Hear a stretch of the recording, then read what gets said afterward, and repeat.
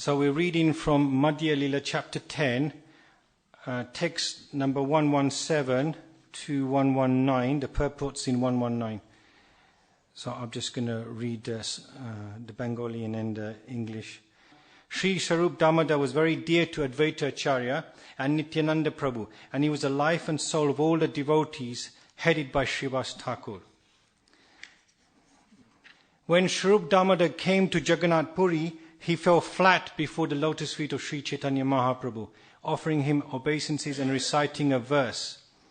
So this verse that we're going to recite is also in the Sri Chaitanya Chandrodaya Natika. That's where it's from, and that was compiled by Kavi Karnapur. Translation and purport by His Divine Grace Srila Prabhupada Ki Jai. O ocean of mercy, Sri Chaitanya Mahaprabhu, let there be an awakening of your auspicious mercy, which easily drives away all kinds of material lamentation by awakening everything pure and blissful. Indeed, your mercy awakens transcendental bliss and covers all material pleasures. By your auspicious mercy, quarrels and disagreements arising among different scriptures are vanquished. Your auspicious mercy pours forth transcendental mellows and thus causes the heart to jubilate. Your mercy, which is full of joy, always stimulates devotional service and glorifies conjugal love of God. May transcendental bliss be awakened within my heart by your causeless mercy. This is a long purport, but I intend to read it. The important verse, Sri Chaitanya Chandrodaya Natika 8.10. So when I looked it up, it wasn't 8.10, it was 8.44, is that correct? Well, you're nodding at me, so I thought you knew. So I need someone to verify it with me. Specifically describes the Lord's causeless mercy. Srila Bhaktisiddhanta Saraswati Thakur, which is his 150th anniversary, by the way, 150th anniversary of Srila Bhaktisiddhanta Saraswati Thakur, explains that Sri Chaitanya Mahaprabhu, who is the most magnanimous personality of Godhead, distributes his causeless mercy in three ways to the conditioned soul. Every living entity is morose in this material world. Just highlight the word morose, right? Because I'm going to speak about it. Morose in the material world because he's always in want. He undergoes a great struggle. Highlight the word struggle because I'm going to talk about that. For existence, and tries to minimize his miserable condition by squeezing, that's another word I want to talk about, the utmost pleasure of this out of this world.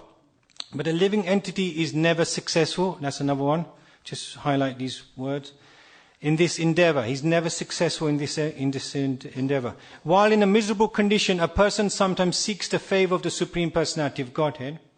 But this is very difficult for materialistic people to obtain. However, when one becomes Krishna conscious by the grace of the Lord, the fragrance of the lotus feet of the Lord expands. You know, I always used to think, what does lotus feet mean? But it means doing what Krishna wants you to do. That's what it means to serve the lotus feet. Is doing what Krishna wants you to do, following the instructions. And in this way, a materialist may gain freedom from his miseries, or her miseries. Actually, his mind is cleansed by his transcendental connection with the lotus feet of the Lord. At such a time, one is enlightened by the loving service of the Lord. There are many different kinds of scriptures, and by reading them, one often becomes puzzled. That's true. So many different scriptures, different ways of presenting things. And one can become confused.com. But when one receives the mercy of the Lord, his confusion is mitigated. That mercy is by meeting a pure devotee. That's how you get that mercy. Not only are scriptural disparities resolved, but a kind of transcendental bliss is awakened, and in this way one is fully satisfied. The transcendental loving service of the Lord constantly engages the conditioned soul in serving the Lord's lotus feet. Lord's lotus feet means serving the instructions. Through such fortunate engagement, one's transcendental love for Krishna is increased. One's position is thus completely purified, and one is filled with transcendental bliss, accompanied by the spirit soul's jubilation. Thus, the transcendental causeless mercy of Lord Krishna is manifested in the heart of the devotee, and at such a time, material needs no longer exist. The lamentation that invariably accompanies material desire also vanishes. By the grace of the Lord, one is elevated to the transcendental position, and then the transcendental mellows of the spiritual world are manifested in him. One's devotional service then becomes firm, and one engages in the Lord's transcendental loving service with great determination. All these combine to fully awaken the devotee's heart with love of Krishna. In the beginning, a conditioned soul is bereft of Krishna consciousness and is always morose in his material activities. Later, by associating with a pure devotee, one becomes inquisitive to know the absolute truth. In this way, one begins to engage in the transcendental service of the Lord. Next, by the Lord's grace, all misconceptions are vanquished and the heart is cleansed of all material dirt. It is only then that the pleasure of transcendental bliss is awakened. By the Lord's mercy, one is completely convinced of the value of devotional service. You're completely convinced. Nobody has to convince you. You're already convinced. Jai Shri Shri Radha Gokulananda, Shri Shri Sitaram Lakshmananuman, Shri Shri Gaurnitai. When one can see the pastimes of the Lord everywhere, he is firmly situated in transcendental bliss. Such a devotee is relieved of all kinds of material desires, and he preaches the glories of the Lord all over the world. I think Prabhupada is writing about himself, preaches the glories all over the world. These Krishna conscious activities separate him from material activities and the desire for liberation, because at every step the devotee feels himself connected with the Supreme Personality of Godhead. Although such a devotee may sometimes be involved in household life, Prabhupada was involved in household life, he is untouched by material existence due to his constant engagement in devotional service. Prabhupada used to read 4 hours of Bhagavatam a day in the Grihastha ashram and do deity worship and preach. Thus, everyone is advised to take shelter of devotional service to become happy and liberated. Om Gyanti Mirandasya. Gyan Jana Shalakaya Chakshon Militam Yena Tasmai Shri Gurve Namaha. Shri Krishna Chaitanya Prabhu Nityananda. Shri Advaita Gadadha Shubhashadi Gaur Bhaktarinda. Hare Krishna, Krishna Krishna, Hare Hare. Hare Ram, Ram Ram, Hare Hare. Helo Dunnita Kedaya Vishadaya. Pron Milad Amodaya, Shamyak Chastra Vivadaya Rasadaya, Chitarpiton Madaya, Shashwat Bhakti Vinodaya Samadaya, Madhurya Marya Daya, Shri Chaitanya Daya Nidita Vadaya, Bhuryad Amanda Dodaya. O ocean of mercy, Sri Chaitanya Mahaprabhu, this is Damodar Goswami speaking. Let there be an awakening of your auspicious mercy which easily drives away all kinds of material lamentation by making everything pure and blissful. Indeed, your mercy awakens transcendental bliss and covers all material pleasures. By your mercy, auspicious mercy, quarrels and disagreements arising among different scriptures are vanquished. Your auspicious mercy pours forth transcendental mellows and thus causes the heart to jubilate. Your mercy, which is full of joy, always stimulates devotional service and glorifies conjugal love of God. May transcendental bliss be awakened within my heart by your causeless mercy. Did I miss that bit when I was reading first time? This last bit. I think I did. All right, so we're in chapter 10, and in chapter 10, Lord Chaitanya Mahaprabhu, he comes back to Jagannath Puri after his tour of South India. And he comes back with a person called Karl Krishna Das. Now, Karl Krishna Das, he was associating with the Lord. He was the personal servant. And he was seduced by the Bhattaharis, by these women. And he went into their camp and he was lost, basically. And Sri Chaitanya Mahaprabhu went in there and saved him, basically, and took him back. And when he took him back, he rejected him. He said, I don't want to see him again. Get him out of here. So Lord Nityananda and all the Vaishnavas pleaded with the Lord, please give him another service. And so he was sent to Mayapur, Navadvip, to serve there and explain the pastimes in South India. But Chota Haridas, who was another associate of Lord Chaitanya, he wasn't given that mercy. You know, he was begging for rice, and he begged from a certain person.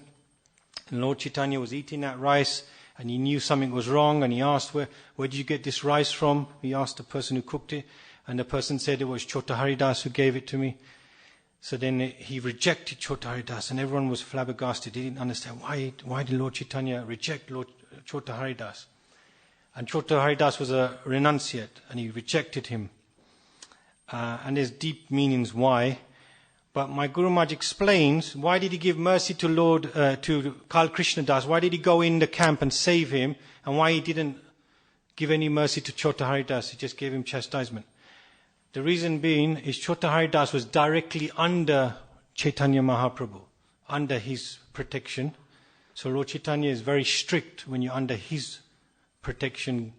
But Lord Nityananda, he was looking up after Kal Krishna Das. He was the one who gave Kal Krishna Das to Chaitanya Mahaprabhu. So if you're under Lord Nityananda, you're okay.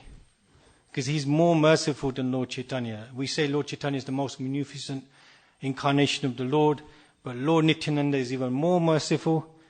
And then the spiritual master represents Lord Nityananda. So Prabhupada is even more merciful. And his followers. Anyone who represents the Guru Parampara represents Lord Nityananda, and Lord Nityananda is the most merciful. So that's a lesson to learn. Lord Chaitanya saved Kal Krishna Das because he was an associate of Lord Nityananda. Whereas Chota Hari Das, he had to set an example for him because he was directly under Lord Chaitanya. So Bhaktisiddhanta Saraswati Thakur in the purport mentions 3 ways of getting Lord Chaitanya's mercy. But it's not written what the 3 ways are if you read the purport. Prabhupada just mentions that Bhaktisiddhanta Saraswati Thakur says it, but he doesn't elaborate on it. So I was thinking, what are the 3 ways? So I was speaking to His Grace Bhutta Bhavana Prabhu. Many years ago he told me this story, and then I asked him again to clarify it. There was a point where they were giving Krishna consciousness at universities in London, and it was called the Spiritual Arts Society at London School of Economics, LSE, Spiritual Arts Society, and Bhutta Bhavana Prabhu was involved in that. But the devotees wanted to rename all the societies to KC-SOC, the Krishna Conscious Society, right? Wanted to rename it. So there was a bit of discussion, arguments, If we change it to KC-SOC, we may not get enough people coming, they may get put off. If we keep it spiritual arts, we have a huge generic audience. So he went to Tamal Krishna Goswami, who's like the intimate associate of Srila Prabhupada. He's final secretary, by the way. Just like Damodar Goswami is the secretary of Sri Chaitanya Mahaprabhu, Tamal Krishna Goswami was like that for Prabhupada especially the last year. He was the intimate associate and secretary. So Tamal Krishna Maharaj, Bhutta Bhavana Prabhu was asking the question and explaining the whole situation. And Tamal Krishna Maharaj says, whatever works, it doesn't matter. Whatever name works, it doesn't really matter. But he said if Prabhupada was here, and when he said that, Bhutta Bhavana Prabhu felt that Prabhupada is here now. He has such a connection, Tamal Krishna Maharaj, that he knows the mind of Prabhupada. If Prabhupada was here, he would say the 3 things. He would say, is the prasadam being given out? Are the books being given out? And if the holy name is given out, then it's a success. So those are the 3 things that you need to have in a program. Books are given out, prasadam, and the holy name. Then a program is successful. That's what Prabhupada would want. And then my Guru Maharaj, His Holiness Bhakti Charu Swami, told me what Prabhupada told him. If you wish to be a leader in ISKCON, you need to know how to do 3 things. That's it. If you wish to be a leader, that means guide other people. You need to know how to do kirtan. You need to know how to give a class. And you need to know how to cook. It's simple, isn't it? Because that's all we do. We hear Bhagavatam, CC, Bhagavad Gita. We talk, discuss philosophy. We do kirtan, which was amazing today. Where is he? Abhay, where is he gone? Is he here? No? I was sitting there and I was thinking, who's singing that? And then I said, okay, can you sing? I never really sing before a class, but he sang that song. But he was amazing. It was such an amazing angelic voice. And that person has been going Mangalati since birth. Yeah, so you could see where the power is coming from. I remember when he was a baby coming here. So he's been coming since birth every day, Mangalati, even during school time. Even, when he's at school, he would still come here and then go to Avanti. So be able to cook. Be able to cook. One must know how to cook. I don't really know how to cook so much. I can only cook quick things, snacky things. But Prabhupada knows how to cook. Prabhupada learned how to cook from watching his mother and an auntie and street vendors. Just by watching them, then he knew how to cook. And so those three things, you can be a leader in ISKCON. Man or woman, doesn't matter who you are. If you know those three things, you can teach it, you can guide, you can do any program. You can talk, you can do the kirtan, and you can give out the prasadam, which is what a program needs to be successful. And it doesn't matter what you call it. It doesn't matter how you brand it. As long as you're doing those three things, you're giving Krishna. You're giving them mercy. So I think that's the three things that Lord Chaitanya Mahaprabhu gave you. You can correct me if I'm wrong. Would you say is the three major things? Holy name, prasadam. Because if you look at CC, they're all having feasts. Yeah, prasadam, holy name, and then the Bhagavad Katha, you know. So I wanted to speak about those things. Morose, remember I said morose, struggle, squeezing, never successful. And then I've got a whole load of other things to go. We're going to finish at 9. I don't take questions generally. But today I got instructed by my senior God brother, Srinivas Prabhu, to take some questions. And if I can't answer it, Govinda Prabhu and a few other seniors are here to answer it. And I want to also speak about Shruti Dharma Prabhu, because he passed away exactly 4 years ago to this day. And there's a lot to say about him and his life. So I have a few words to say because I never had a chance to speak. Morose. Srila Prabhupada talks about people who are morose. And you may not be morose. And so you may be oblivious to what it means to be a morose. But if you work in the material world or live out there, you know what morose is. Or you watch the news every day and you see what's happening in Gaza, you know what morose means. Everyone is sad. And I looked up a statistic that a quarter of the population of the United Kingdom, adults, so if there's 45 million adults, or 50 million, whatever, at least 15 million suffer from depression, anxiety, bipolar, any moroseness. 15 million people suffer each year. They go through some episode in a year, 15 million people. Hands up if you've ever felt sad.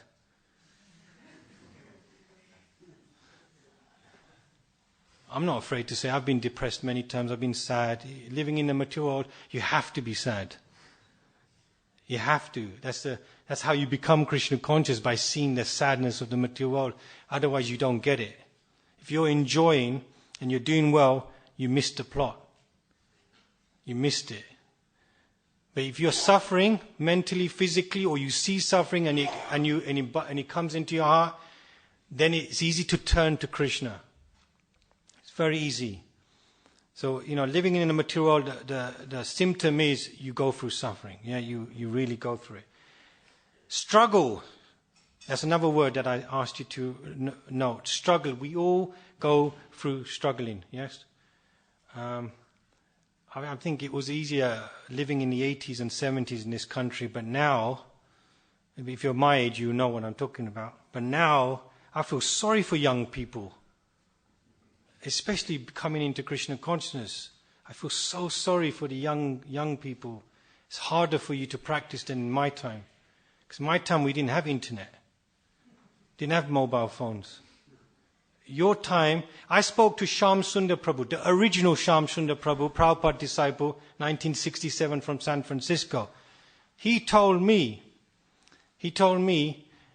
that it is harder to practice now than it was in the 60s and 70s. Because there's more distraction in the world. It's so much harder. I feel so sorry for you. Not you. You. Don't worry, there's hope. But it's so much harder. So I respect any young people like you coming in, listening when you could be on WhatsApp. You know what I mean? It's a lot harder to practice, but you have to fight for it. You have to fight for your Krishna consciousness, otherwise it's another birth again. Guaranteed. You come back again. Male or woman, doesn't matter, you will come back again if you don't fight for it. You have to fight for your Krishna consciousness, and Maya is stronger than ever. So much stronger, and we struggle. cost of crisis, eating, clothing. People are nicking coats. I've never heard of that. Have you heard that in the story, in the news? Give me your trainers now. Give me your coat. I thought mobile phones, I can understand that, but jackets now, especially Canadian jackets, because they write really nice and warm. But that's how bad it is if you go into London. It's dangerous out there. It's like a jungle. And people just come out there and just take the knife and give me your stuff. But people are struggling. That's why they're doing it. Crime is increasing more and more. And it will increase. Don't think it's going to get rosy and better. It won't. It won't. The world is going to go through a dangerous phase. Therefore, the more Krishna conscious you are, the better it is for you. Yes, it's better for you. Yeah, before it gets worse. And it has to get worse. The amount of negative activities that are going on in the world, you can't expect it to get better. You can't expect AI to make the world a better place. It's just going to create more unemployment and cause more distress. And people will be turning to more crime or more escapism, as I call it. And escapism means you take alternative actions to drown your sorrows. That's why people drink. That's why people take drugs. That's why people do all sorts of things to take away their reality of life, to escape. Yeah? But we give an alternative to that. So the world will change, and it has to change, and I want it to change, and I hope you all want it to change. Because when it does change, people will become more Krishna conscious. It will. If the internet is destroyed, which I hope it does, waving at the internet people, but I hope it does one day, because that is the biggest problem we have in the world. I think it is. It may give some nice things, but the biggest problem you can see since the internet was created and social media is that. That's what's causing a lot of the problems in the material world. A lot. Creates a lot of problems. Squeezing. Squeezing was the other word that was in the purport. So, there was a minister of Akbar. Akbar was a Mughal ruler in India during the time of Jiva Goswami. And he was favorable to Hinduism as well as Islam, or naturally. And he had a Hindu minister called Birbal. He also had a Hindu Senapati, like a chief. I forgot the name. Someone may remind me. Mansingh. Maharaj Mansingh was his general, who was a king, but became his general when he was defeated. So Birbal, so he's talking to Birbal, who's a very wise person, and he's saying to Birbal that this lust that we have, it must go away when we're old. The lust, Lust doesn't just mean sex, it means enjoying separately from Krishna, right? It must go away when we're old, Birbal, because no, Sire, it will not go away. Even when you are old, it doesn't go away. You're telling me that we're going to still have this when we're old? That we're still hankering to enjoy? Yes, Maharaj. And then he goes, I don't believe you. I don't believe you. So then the conversation was over. So then when one of the ministers, Akbar's ministers, was passing away, I got this from a YouTube, so I don't know if it's really true exactly the story, but it looked nice.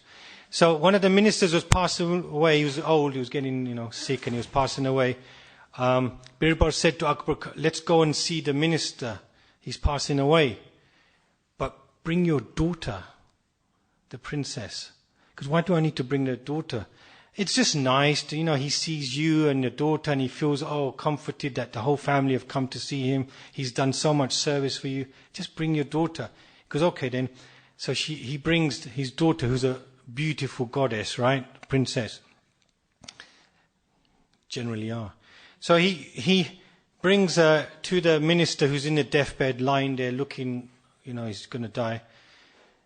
And Akbar is trying to talk to the minister, but the minister doesn't want to hear him or look at him. All he's doing is gazing at the beautiful girl. That's all he's doing. He's basically ignored Akbar. And he's just gazing at the beautiful princess, looking at her, eyeing her up, basically.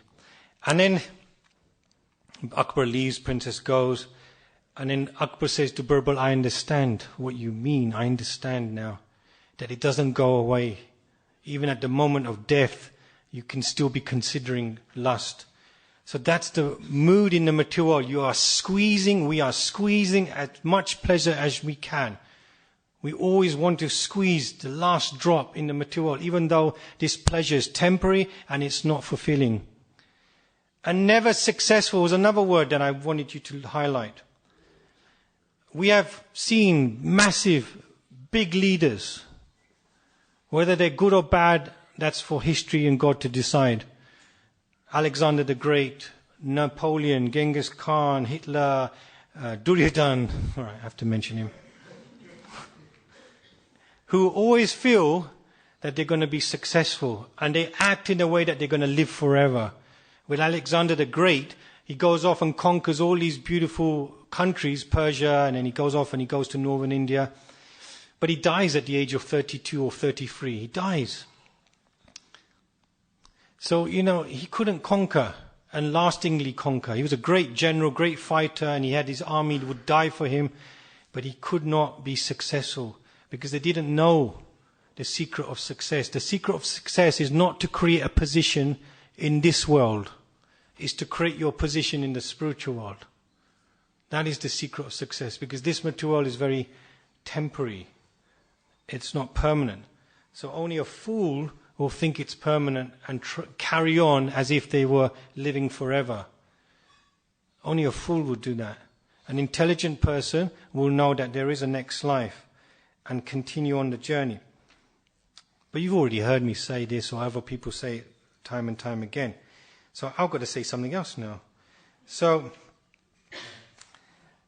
I'm just going to read. This is a beautiful book. If you ever get a book like this, this contains all the verses that Srila Prabhupada would chant. And when you look at it, you go, my goodness, how intelligent, how scholarly Srila Prabhupada, I would never say is, because he's still around. So amazing. So I'm just reading some of the verses that highlight something that was in the purport. Krishna Bhakta Nishkama Aitaiva Shanta Bhukti Mukti Siddhi Kami Shakalya Shanta. I love this verse. Because in the purport, Prabhupada is saying that you can get confused by so many different scriptures of the world, and even in Vedic scriptures. And there's so many different paths and explanations and goals that you can aspire for. But this verse is beautiful. Because a devotee of Lord Krishna is desireless, this is Chaitanya Mahaprabhu's instructing Rupa Goswami, because he is desireless, meaning he doesn't have a desire for him or herself. Desireless means you only desire what Krishna wants. He is peaceful. In the Bhagavad Gita, Krishna talks about happiness, but you can't get happy unless you're peaceful in the mind and body and surroundings and environment. Do you know what that means? Yeah? You want to get happy. We want to be happy. But you can't be happy if people are suffering next to you, or people are attacking you, or you're upset with something. You're not peaceful. So because a devotee of Lord Krishna is desireless, he is peaceful. Fruitive workers desire material enjoyment. You see that. Jnanis desire liberation. You see that. And yogis desire material opulence. Therefore, they are all lusty and cannot be peaceful. Bas. A statement like that clarifies everything. If you're following a scripture that encourages you to have material desires or more material desires or opulence or then it's bogus. If you're desiring to have liberation, meaning merge into Brahman, that's the way I interpret it, then it's bogus. If you're desiring to be a yogi for material opulence to show everyone how much you can bend backwards and do some siddhis, bogus. So it clarifies, Chaitanya Mahaprabhu clarifies what is the real desire. The real desire is to please Krishna. And then some people in this audience may not agree, or on the internet, but I don't give a damn. I will say it as it is, the way Prabhupada said it. Brahmanda Brahmete Kona Bhagyavana Jiva Guru Krishna Prasadi by Bhakti Lata Beach. This is another thing that has clarified any misconceptions that you find in Shastra. According to their karma, living entities go from upper to lower planetary systems, wandering in this material universe until they get the mercy of Krishna. And when they get the mercy of Krishna, Krishna directs them to Guru. And by the mercy of Guru and Krishna, they get Krishna. Simple. So simple. Chaitanya Mahaprabhu is explaining that we're wandering, we're suffering in this material universe. Samsara, birth after birth. Upper, lower, middle, animal, human, anything, reptile. We're suffering. But until we get that mercy of Krishna, Krishna directs us to Guru. That's what he did with Dhruva Maharaj. Krishna could see the desire of Dhruva Maharaj that he wanted a kingdom greater than his grandfather. So he directed Dhruva Maharaj to Guru, Narada Muni. That's what happens. Krishna won't teach us first. He can in the heart. He sends us to the pure devotee, Prabhupada. He sends us to the lineage, the Guru Parampara. And then we connect with Prabhupada through his followers. And then we know who Krishna is. That's how we're knowing. When a person receives the seed of devotional service, he should take care of it by becoming a gardener and sowing the seed in his heart. So that seed of pure Bhakti Lata Bij, that seed of pure connection to Krishna has to be given. Yeah? It's given. We're a mercy movement. We give it. You can't get it without receiving it from a pure devotee. And if he waters that seed gradually by the process of Shravan and Kirtan, that means hearing and chanting, the seed will begin to sprout. You know, we have problems, right?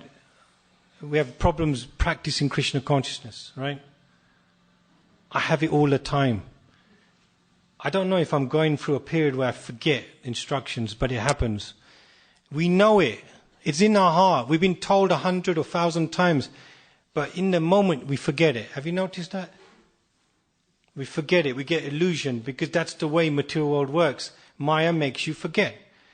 But the only way that we can overcome anarthas or unwanted material desires is to increase our hearing and chanting. That's the only way. So that's what Chaitanya Mahaprabhu is saying. You have a garden and you need to water the seed, and the watering process is hearing and chanting. As one waters the Bhakti Lata Bij, the seed that has been given by the pure devotee, right? The seed sprouts and the creeper, which is like, plant, gradually increases to the point where it penetrates the walls of the universe and goes beyond the Viraja river between the spiritual world and the material world. This seed is coming from Goloka Vrindavan, which is very difficult to obtain. In previous ages, you wouldn't get it. Even if we go through another Kali Yuga, the next Kali Yuga, after the cycles, you won't get the seed to Goloka Vrindavan. You get a Vasudev Chaitanya, and all he can do is give you Vaikuntha. Only this Chaitanya Mahaprabhu, who's none other than Krishna himself, can give Goloka Vrindavan. That's why he's explaining what he's giving. It attains Brahmaloka, the Brahman effulgence, and penetrating through that stratum, it reaches the spiritual sky and the spiritual planet of Goloka Vrindavan. Being situated in one's heart and being watered by Shravan Kirtan, the Bhakti Kripa grows more and more. In this way, it attains the shelter of the desire tree of the lotus feet of Krishna, who is eternally situated in the planet known as Goloka Vrindavan, in the topmost region of the spiritual sky. The Kripa greatly expands in the Goloka Vrindavan planet, and there it produces the fruit of love for Krishna. Although remaining in the material world, that's what we are doing, the gardener regularly sprinkles the Kripa with water of hearing and chanting. That is the essence. Prabhupada once said to Tribhuvanat Prabhu, who's one of my spiritual masters, he said, Krishna consciousness is so simple, you will miss it. I will repeat that again. Krishna consciousness is so simple, you will miss it. It is so simple. I'm not saying it's easy, but it's simple. Simple for the simple, but if you're crooked, you won't get it. You think that there's something better and higher or something more needs to be done. No, it's not. It's so simple. Isn't it? Simple, isn't it? It's simple.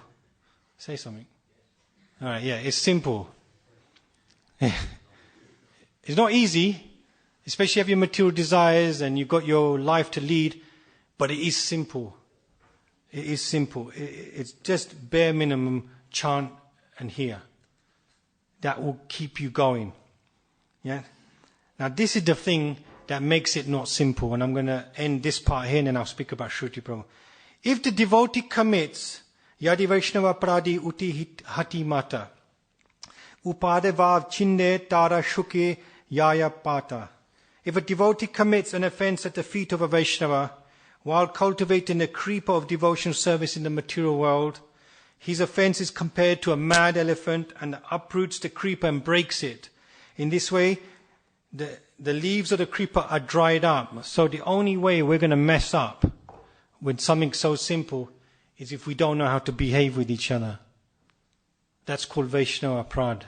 Basically, if you don't know the culture of Krishna consciousness, because 90% of Krishna consciousness, Prabhupada said, is culture. Culture means how to behave with your juniors, peers, and seniors. Therefore, Vaishnava etiquette courses are extremely important, because if you know the etiquette, you know how to treat people, and you commit less offenses. But when you commit offenses to the holy name, you know the 10 offenses, to the Vaishnavas, to the Dham, to Prasadam, to the deities. Like I come here, and after a class, I see people chit-chatting in front of the deities. You're not supposed to do that. You're not allowed to talk in front of the deities because they're the main personalities in the room. So the focus should be on them. Not like, oh, let's have a conversation. What did you do last week? You see it when you're on Mayapur TV and you're watching a class finishes and you can see people just talking amongst themselves. It's my duty to highlight it. But the etiquette is Krishna comes first. And then if you want to talk, go in the corner or go outside. Even if your spiritual master enters this room, you can't bow down to him. Do you know that? Because you shouldn't bow down to anyone else except Krishna. Am I correct in that? Or sannyasi, go on. Correct. In the scripture. I know we bow down to Prabhupada, but that's different. Prabhupada allowed that. He allowed Guru Puja, which is unheard of in front of Krishna, but Prabhupada is special. He's intimately connected. But generally we don't in front of the deities. Okay. So please, I am speaking to myself as well I'm speaking to you. Don't think I'm just trying to tell you something that I'm perfect at. I've made tons of mistakes, but I'm still here. I don't know how I'm still here after so many decades. I don't know how. You're still here. Everyone's still here, but I see people who have left, and they may be hearing me right now. Come back. But you know, we're only still here because we got the mercy of pure devotees, and especially Srila Prabhupada. We're only still here. That yes, I've committed offenses, and then I get smashed. Krishna smashes me, Guru smashes me, everyone else smashes me. And then I learn from that mistake, and then I ask for forgiveness, and I continue on. It's like a baby. I'm like a baby. I stumble, but I still get up because I'm going to walk and eventually run. So that's how we should feel. If we find that we're finding it difficult, we're struggling, we can't really get our rounds done, reading done, we've got too much on our mind, anxiety, just don't give up Prabhupada. Just don't give Prabhupada up. You may have faith, may not have faith in devotees, gurus, whatever, but have faith in Prabhupada. He's the founder Acharya, and he'll be here for the next 10,000 years. When we're all dead and buried or burnt, Prabhupada will still be here guiding this movement and be sending devotees to guide this movement. So have faith in the founder Acharya, please.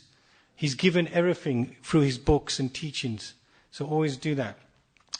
So there is a very special devotee. His name is Shruti Dharma Prabhu.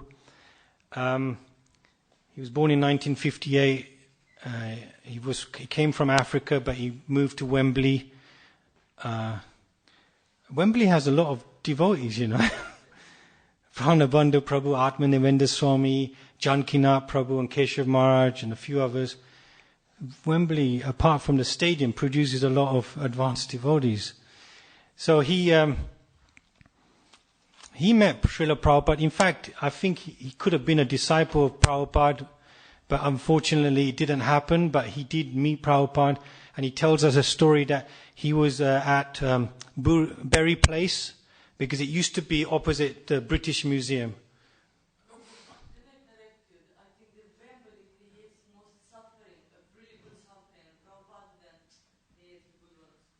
Okay. Right. So he was at Berry Place, and Prabhupada in 1977 said, I want to see that boy in London. He meant Radhalandeshwara. Okay, not Shruti. So Prabhupada goes to Berry Place, and it's packed full of devotees. And then Tamal Krishna Goswami is with Prabhupada, and Tamal Krishna Goswami is telling Shruti Prabhu, who's at the front with Prabhupada, he's like a teenager, he's 19, take off the socks, Prabhupada's socks, take his socks off. So Shruti Prabhu takes the socks of his divine grace, puts it in his pocket, and then he gives it back at the end, and that's one of his biggest regrets, giving back the socks. But he had that intimate service to take the socks of Srila Prabhupada. And I knew him, but I wasn't very close to him, but I did know him. So in 1995, I wanted to go to Inishrath. Anyone been to Inishrath? Ireland? It's an island in Ireland, if you know what that means. In Enniskillen or Northern Ireland. And at that time, the internet wasn't really prevalent. And the mobile phones was the Nokia ones, black ones anyway. I don't even know if I had one. But it was a Pandava Sena event, so everyone was there. Tribhuvanath Prabhu was there. And I wanted to go. But someone said, speak to Shruti Dharma. I didn't know who he was. So I'm in East London, calling up the manor. Can I speak to a Shruti Dharma, please? In my Cockney accent. And in those days, it doesn't happen now. There used to be intercom in the manor. Do you remember? So every room of Bhaktivedanta Manor had an intercom. So you're in reception, a phone call comes, you can intercom someone in the kitchen, for example, and then you can talk to that person. It was like a walkie-talkie. So they would intercom Shruti Prabhu, who would be in the patron's office upstairs, and I would call him, and he would explain to me how to get to Inishrath from London. And you have to take a flight, and then a flight to Dublin. Then at Dublin you have to get a coach, which is 3 hours. Then you get to Enniskillen area, and then you got all these army people pointing guns at you in 95 because of the IRA. So the British soldiers were just on the streets with guns, and that's the first time I ever saw a gun pointing at me. And then from there, the devotees will pick you up and take you to another area. Then you cross a boat and go into the island. So I practically called him 10 times because I was confused with the instructions, and I didn't understand how to do it, and I was like scared, and I needed reassurance. And he was so kind to me. Even in the 10th phone call, he would be normal. He wouldn't be saying, "You're wasting my time. Get out of here, what's wrong with you? Are you thick or something?" He didn't say anything. He just was patient with me because he knew I was new. He knew that I was a clueless idiot and I didn't know how to do something. But that's Shruti Prabhu. He had patience. He was a great orator, great speaker. If you ever saw him give a class or just speak, full of confidence, full of knowledge, sastrically intelligent. He knew the sastras backwards. He was very friendly with all the Prabhupada disciples, especially the senior ones, because he practically was a Prabhupada disciple. In my eyes, I saw him as a Prabhupada disciple. I know he was a disciple of Shiva Maharaj, but anyone who was there during Prabhupada's time and saw Prabhupada and gave their heart to Prabhupada, you're like a Prabhupada disciple. To me, anyway. He was a great actor. Now, I've played the Godfather, right? At Bhaktivedanta Manor, a few times. I played the mafioso role, right? But no one's better than Shruti Prabhu. He is the real godfather, right? When you see him with Dwarkapuri as his henchman, go into that theatre room and they're dressed in Al Capone outfits, you know, he can pull it off perfectly. He was very mystical. He could read your mind.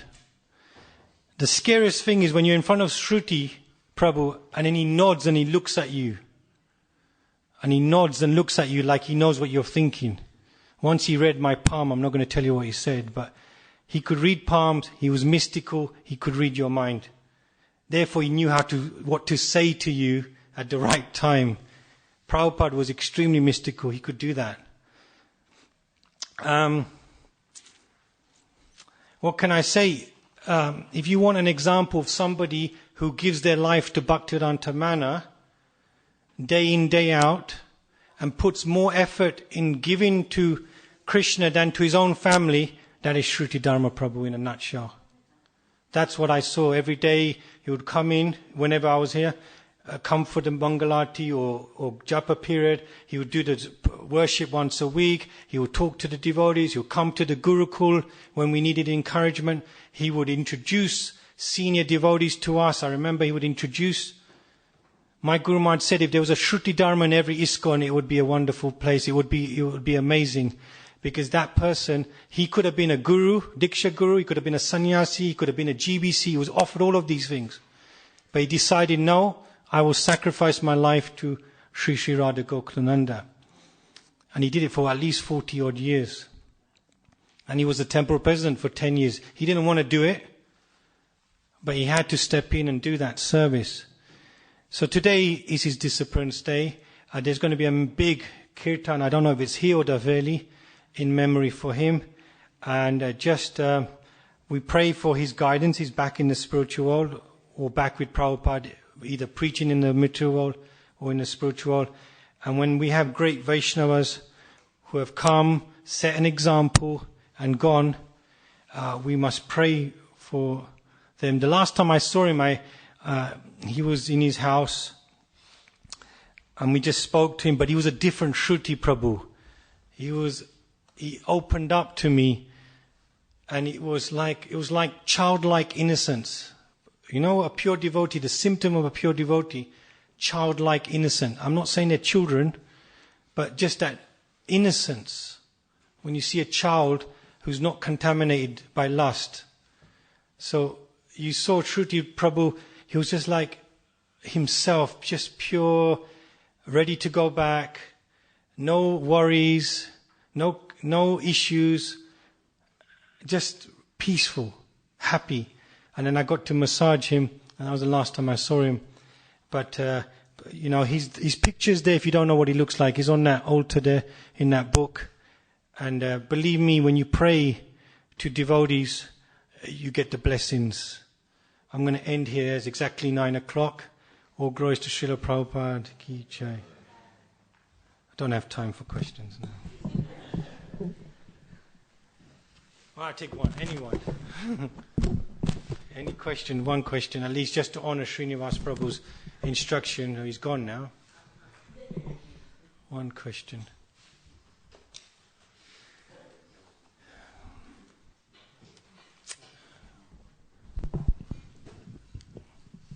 Hare Krishna. So you mentioned how we don't have to bow down before anybody because Supreme Lord is there. But then on one other hand, we hear how important the devotee is. That the devotee is even higher than the Supreme Lord. So then one kind of feels that surrender to bow down too. So then... What does that mean, higher than the Supreme Lord? Meaning like Krishna always emphasized that my devotees are very dear to me and that the worship of my devotees is higher than me. It means that it's more pleasing to Krishna that you put worship or honor. I would use Hridayananda Maharaj uses the word honor. Puja means honor rather than worship. Honor. We give honor and we give respect and we care, we serve the pure Vaishnava, all Vaishnavas, doesn't mean you have to be pure. But there's an etiquette in temple seva. In temple seva, Krishna is worshipped in the mood of Lakshmi Narayan. And in that mood, it's awe and reverence. He's the boss. And when you're in his home, he comes first. But that doesn't mean we don't disrespect. We don't disrespect. But my point was that, like now, Bhagavatam class, you may bow down after the Bhagavatam class. Guru Puja, you may bow down.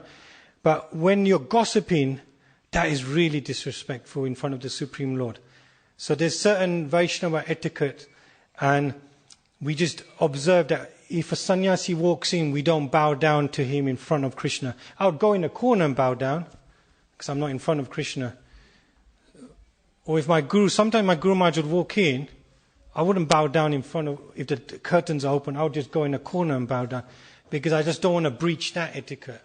That's what I mean. But devotees higher, I don't see it like that. I see it like they're more loved. Krishna loves them to be worshipped. I don't know if that answers the question. Next.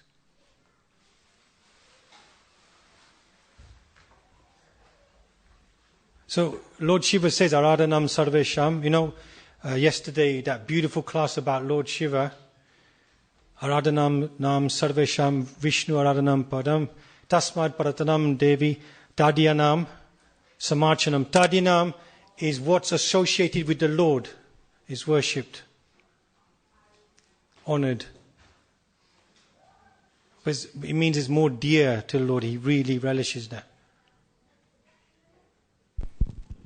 He prefers that. Oh. Hare Krishna. Thank you for the class. You were mentioning earlier about in this yuga is the only yuga where we can get to Goloka Vrindavan because it's Krishna himself. But you mentioned that in the next Kali Yuga there will be Vasudeva Chaitanya.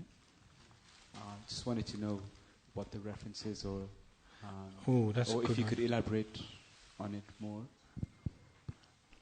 Because when Krishna Swayam himself comes 5,000 years ago, Lord Chaitanya, the original Lord Chaitanya from Goloka will come. I don't know where the reference is, but Govinda Prabhu will know.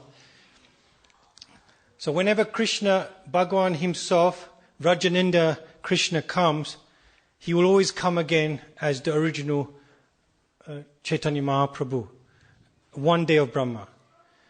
That's the mercy, and it comes in one day of Brahma, After that, the spirit souls will never get the opportunity to go Goloka unless you go through Chaitanya Mahaprabhu. Nobody else, actually.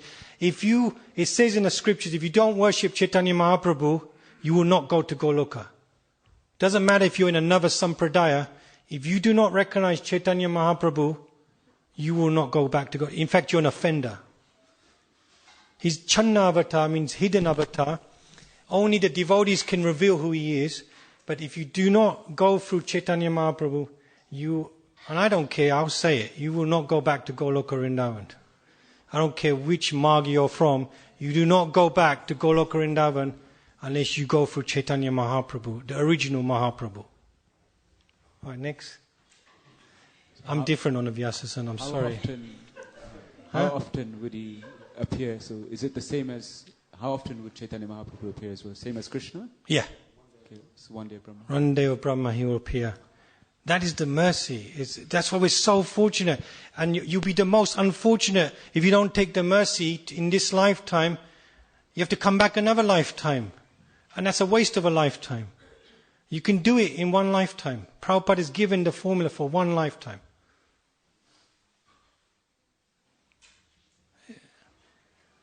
Yamuna Devi Dasi, Prabhupada's disciple, asked Prabhupada, can we really go back to Godhead if we do our 16 rounds and follow the 4 rays? Can we really go back? And Prabhupada says, how can you doubt me? How can you doubt me? I'm telling you, you can go back. How can you doubt? That's why he is more merciful than Lord Nityananda. Do you understand? The mercy becomes even more. When you see the spiritual master, they give even more mercy. They delivered Jagai Madai, but there's millions of Jagai Madais in the material world. Who went out and delivered them or gave them mercies and continuing to give mercy? It's Prabhupada and his followers. And I don't want to disrespect others who follow Chaitanya Mahaprabhu. They are also doing it. But Prabhupada is that Senapati chosen by the Lord to go out and do it. And we are very fortunate to be under him. Any more? I actually like questions and answers. It's quite, I don't know. Come on. Yeah, I think it's Prabhuji. One quote from Radhanath Swami. He I don't know where the recording came from, but he said, "What is the most important thing?" We should ask ourselves this: what is the most important thing? And actually, the most important thing is what you're doing now. It's because everybody is Krishna's part and parcel. And half the time we're going off elsewhere. We're in a rush to do this and that. But that opportunity to serve that person by way of hearing, that's the most important thing. And attend to that person you're with. You make an amazing point, and it's part of mindfulness where you have to be here now, think now. So whatever you've done in the past, good or bad, is gone. You can't go back to it. And then whatever regrets you have, it's over. You cannot go back. But you can be haunted by the past. And we get mentally upset by the past. But we have to let go because the past is gone. It cannot be retrieved. And the future is just a dream. Whenever I try and plan something, it never goes to plan. Never goes to plan. So I've stopped planning. Long-term planning anyway. Because it's a dream. You could die tomorrow, then it's over. So what's real, it's now. Right now. Doesn't matter what you did in the past, good or bad. Doesn't matter what you're going to do in the future. It's right now. Are you Krishna conscious at every moment? Are you thinking of Krishna? Now that's a very hard thing to do. But in the purport, Prabhupada is talking about that you get to a point where you see Krishna everywhere. You see the pastimes. Everything reminds you of the Lord. And that's what we want to get. We want to get to the stage that we're living in the material world and everything relates us to Krishna, that we're thinking of Krishna always. Any others? Okay. You are telling that the violence still grows in the future. The violence still grows in the future. And I would like to know what is the reason for this violence growth of this violence, and we are doing a lot of good work in propagating Chaitanya Mahaprabhu's mission of humility and peace. But how long it would take that one? Because you also hinted that violence still further grows. So would there be no end for this violence? So in Kali Yuga, the symptom of Kali Yuga is quarrel, hypocrisy, and the last leg of dharma, which is truthfulness, is breaking. You can see fake news everywhere, and we don't know what's real or not when you look at the internet or Twitter or X. You don't know what is real, what is not real. Are you telling the truth or you're lying? So this is the symptom of Kali Yuga.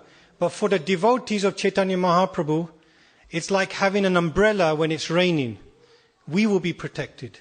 Kali Yuga will still rain, still have problems, but the devotees will be protected under that rain. That's what it means, the golden age for next 10,000 years, predicted by Chaitanya Mahaprabhu. Right now we are at the beginning of the golden age, so Kali Yuga is extremely strong. There will be a point where rulers will be Krishna conscious. There will be a point where dharma will be around predominantly, and people will be chanting the holy name of Krishna all over the world. every town and village. It will happen. We may not see it in this lifetime, but it's predicted by Chaitanya Mahaprabhu, so it will happen. And it will get to a peak, and then it will go down, and then after 10,000 years, the real Kali Yuga will come. So I don't really worry about what's going to happen. Krishna will send, like Prabhupada has come, many other acharyas will come to push on the movement.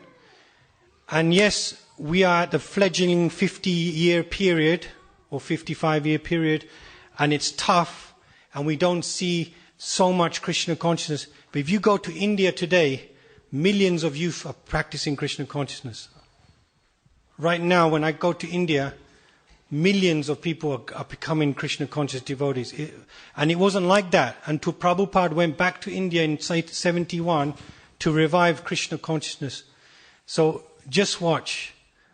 It's going to happen. Souls will be put into different births, different bodies, different Western body, Japanese body, Chinese bodies, different races, and you will see devotees coming. It will happen. I have no doubt. Hare Krishna.